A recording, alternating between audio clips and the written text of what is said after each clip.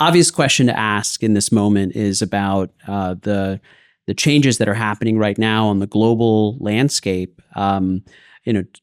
Spurred by American trade policies, all the tariffs that are being introduced, the counter tariffs, the realignment that's happening.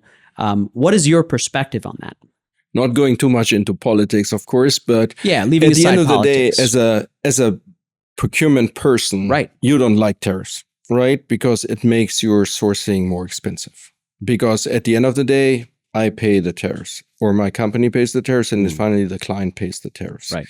I understand that tariffs and customs duties you have in every country, right? Every country is asking for this. But I think the most important thing is that we get kind of a security how to plan. For us, it's hard right now to plan and estimate our cost for our projects because we don't know what happens in 30 days from now.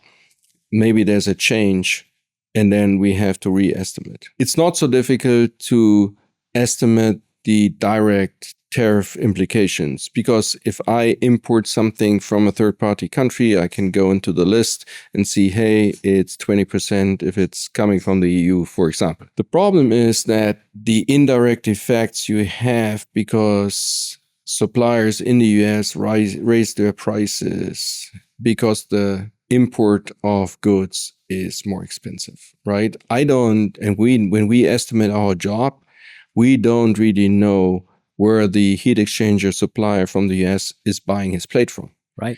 It could be a plate from the US without any tariffs, or it could be a plate coming from South Korea, which then is subject to 25% tariffs. Sure. Which he would claim we don't have this really in our estimate, right? And then how to prove this to the client is the next challenge because most of the EPCs and also the vendors have change of law clauses in their contracts. But how do you prove to a client that this is a change subject to the tariffs and not maybe because you change your engineering?